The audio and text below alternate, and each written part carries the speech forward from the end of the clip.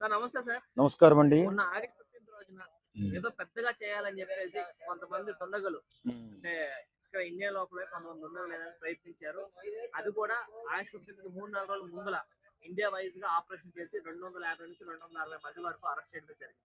So దాని గురించి ఏం చెప్తారు? మన దేశాన్ని నాశనం చేయాలని ఇతర దేశాలు ఎప్పటి నుంచో ప్రయత్నం చేస్తూ ఉన్నాయి.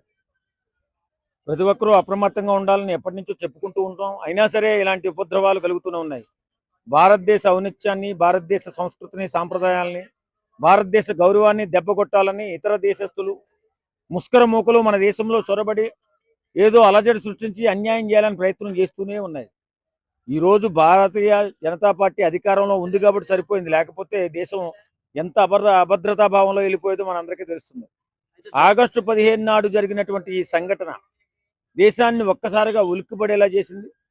ప్రతి ఒక్కరు కూడా మన ఇంటి దగ్గర ఎవరున్నారు, మన ఇంటి పైన ఎవరున్నారు, మన ఇంటి కింద ఎవరున్నారు జాగ్రత్తగా అప్రమత్తంగా ఎప్పటికప్పుడు పరిశీలన చేసుకుంటూ ముందుకెళ్ళాలి. మన దేశాన్ని నాశనం చేయాలని ప్రయత్నిస్తున్న దుష్టశక్తులు చాలా మన దేశంలో చొరబడ్డాయని తెలుస్తుంది. మన అందరం కూడా ఏకదాటిపై అన్ని మతాలు, అన్ని కులాలు, అన్ని జాతులు కూడా సమగ్రంగా దీనిపైన జాగ్రత్తగా లేకపోతే ఫ్యూచర్లో ఇబ్బంది పడే అవకాశం ఉంది. కాబట్టి ప్రతి ఒక్కరూ అప్రమత్తంగా ఉండాలని కోరుకుంటున్నాం. అయితే దొరికిన 250 మందిలోని మొత్తం ముస్లిం యువకులే కావడంతో దానిపైన మీ అభిప్రాయం? ఈ ఎవరైతే దేశాన్ని నాశనం చేయాలని ప్రయత్నిస్తారో ఎక్కువ ముస్లిం దేశాలే మన మీద ప్రభావం చూపిస్తున్నాయి. అక్కడి నుంచి ఫండింగ్ చేయడం, ఇక్కడ నమ్మో యువకుల్ని ప్రేరేపించి ఏదో రకంగా అలర్జీ చేసి అన్యాయం చేసి గందరగోళం చేయాలని చెప్పి ఇంతకుముందు గట్టిగానే ప్రయత్నించేవాళ్ళు, గట్టిగానే చాలా మందిని హతమార్చడం కూడా జరిగింది. కానీ ఈ మధ్యకాలంలో తగ్గిందనుకుంటే మళ్ళీ మొదటికి వచ్చింది. కాబట్టి భారతదేశం ప్రతి ఒక్కరూ కూడా ఎలక్ట్గా లేకపోతే ఇవాళ భారతదేశాన్ని నాశనం చేయాలని చూస్తున్నటువంటి దుష్టశక్తులు ఎక్కువైపోయి ఇవాళ 2-3 దేశాలు కలిపి భారతదేశాన్ని ఏ రకంగా ఎదిగేదానికి చాలా అద్భుతమైన ప్రగతిలో ముందుకెళ్ళిపోతుంది దేశం. ఇవాళ మన దేశం నుంచి ఏ వ్యక్తి అయినా ఇతర దేశాలు వెళ్ళినట్లయితే ఇంతకు ముందు కంటే ఇప్పుడు గౌరవం బాగా పెరిగింది. ఎందుకంటే మోడీ గారు ప్రభుత్వం వచ్చిన తర్వాత మన దేశ గౌరవాన్ని పెంచుకుంటూ ముందుకెళ్ళాడు. అన్ని దేశాలతో స్నేహబంధాన్ని కలుపుకుంటూ ముందుకెళ్ళాడు. ఇవాళ భారతదేశం అంటే ఒక అత్యున్నత స్థాయిలో ప్రగతిని సాధించుకుంటూ ముందుకెళ్తుంది.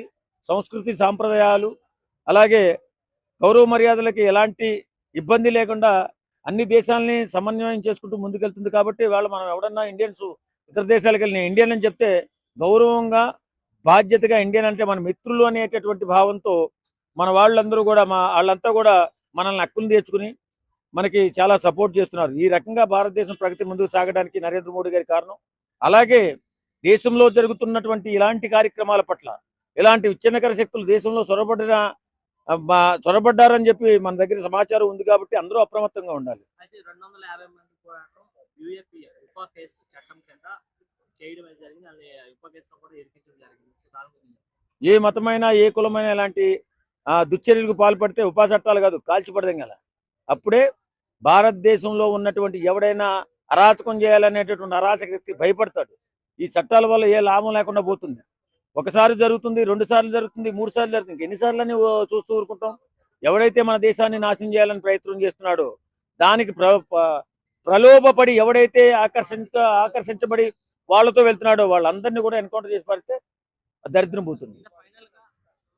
ఉత్తరప్రదేశ్ లో 62 మంది, హర్యానాలో 50 మంది, అలానే మన హైదరాబాద్ లో కూడా 2, అంటే ప్రతి స్టేట్ లో కూడా 3, 2 ఇట్లా చాలా మంది దొరికారు. మన హైదరాబాద్ లో కూడా 2 దొరకడం వల్ల దానిపై హైదరాబాద్ లో కూడా మనం చాలా ఎలక్ట్ గా ఉండాలండి. ఇతర దేశాల నుంచి చాలా మంది వచ్చి ఇక్కడ ఫ్రూట్స్ అమ్ముతూ చాలా మంది కనపడుతున్నారు. ఆ దేశం నుంచి పర్మిషన్ లేకుండా మన దేశంలో చాలా మంది ఉన్నారు. వాళ్ళందరినీ ప్రభుత్వం జాగ్రత్తగా పట్టి వాళ్ళ దేశం పంపించవలసిన బాధ్యత ఉంది.